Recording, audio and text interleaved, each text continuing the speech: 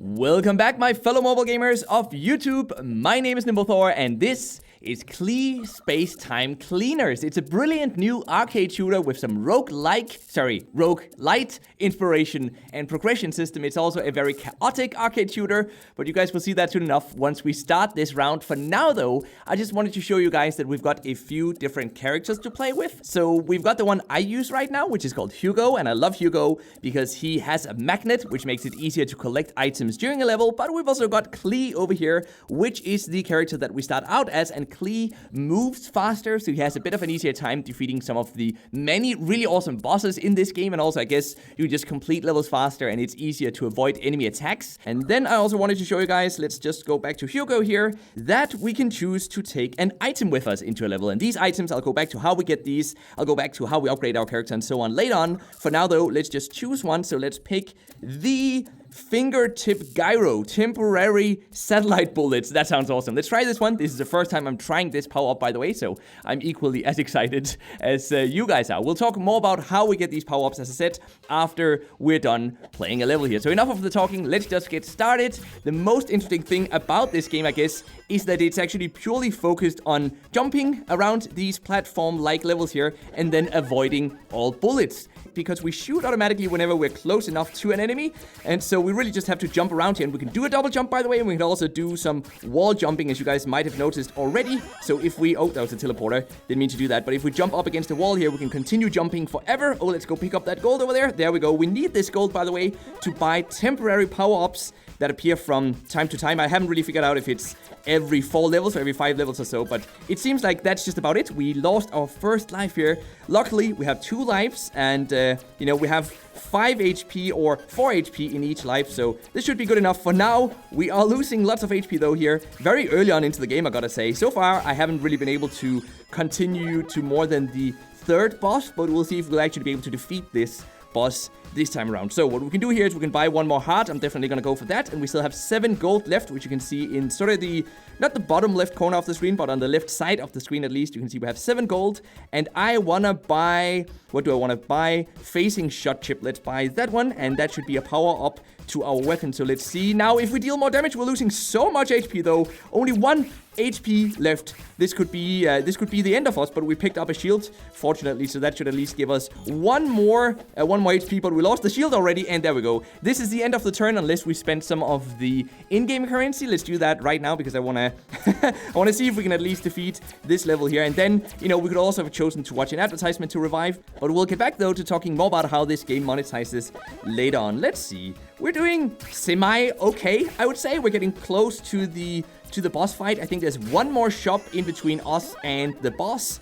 and that shop should be coming up in, I guess, after this level, actually. But we lost another life, so I'm just gonna spend 100 more of the in-game currency, which is really not, by the way, a good way to spend this in-game currency, because we can also use it to upgrade our characters. But I figured, you know, for now, I just want to show you guys that we can actually get to the boss.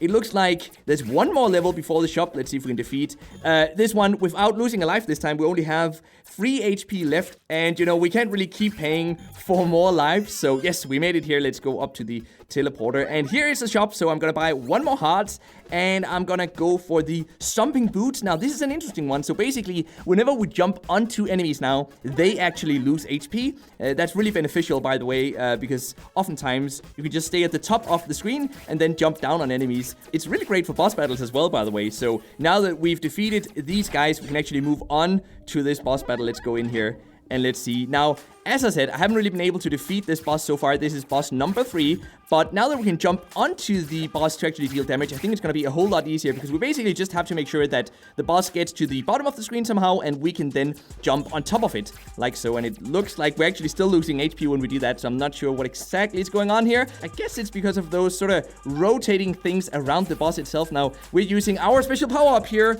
but we already died. Oh man, okay, so I'm gonna end the turn here, because I really don't think we'll be able to defeat this boss without upgrading our character. Now, I guess some of you guys might be thinking that this game is too easy because you don't actually have to shoot, but trust me, it's definitely not easy. Avoiding bullets and jumping around on these platforms will definitely keep you guys occupied. It's very chaotic, but in a good way, of course. It will definitely have you sitting at the edge of your seat. So let's try upgrading Hugo here to see what we're gonna get.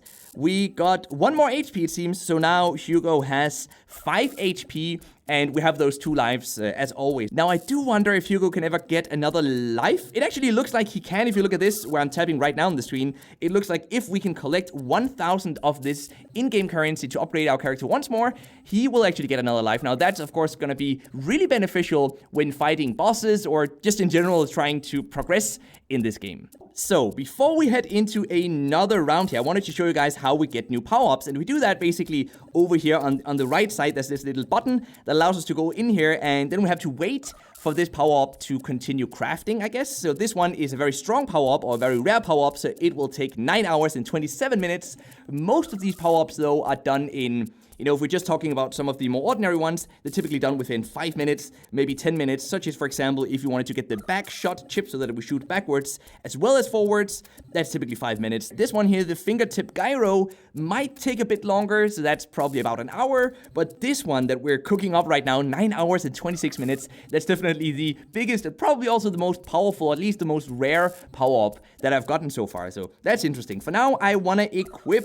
Well, what do I actually want to equip? Maybe the stomping boots seems like a good choice. And I wanted to show you guys that we have 2 different game modes as well. So right now, we played the chapters game mode, which is where we're trying to kill boss number 3. But we do also have an infinity mode over here. So basically, an endless mode that I'm really liking as well. I haven't played this one as much, but let's go into this one right now. It starts off a bit slower, but it definitely gets very challenging, still pretty early on. So let's see, we defeated 8 enemies here, and I think my record is only about 40 in total, actually. So this should be relatively, at least hopefully, relatively easy to defeat. It looks like there's some sort of chest coming up later on. If you look at the bottom of the screen, there's a chest and it says 000.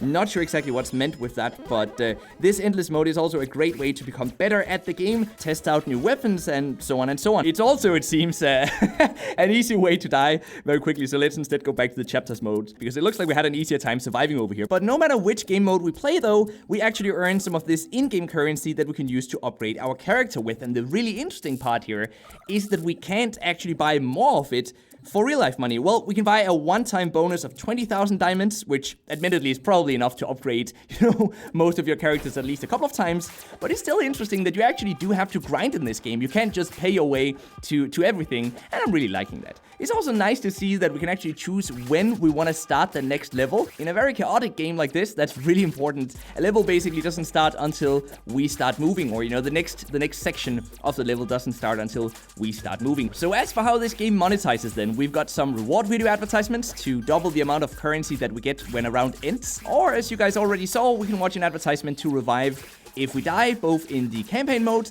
and in the endless mode. And apart from that, there's just a single in-app purchase that removes all advertisements. It also triples the rewards we get when a round ends, and we also get 1 extra back capacity. That's of course a huge upgrade, because you can basically take 2 power-ups with you into a level, and then we get 1 free item per run, and then we get those 20,000 free diamonds, which is the currency we use to upgrade our characters with. So this single in-app purchase comes in at only $2 if you buy it within the first 3 days after you started playing the game, and then after that it will increase to $4. But honestly though, even at $4, it's a surprisingly great deal if you enjoy the game and if you want to support the developers. So, what do you guys think about Klee Spacetime Cleaners? I think it's a brilliant arcade game, but let me know your thoughts in the comments. And then now, let's jump straight into the nugget of mobile gaming news that I found for you guys today, which is that according to a new report by Game Analytics, the top 5% of the best earning games on mobile earn up to $70 on average per paying user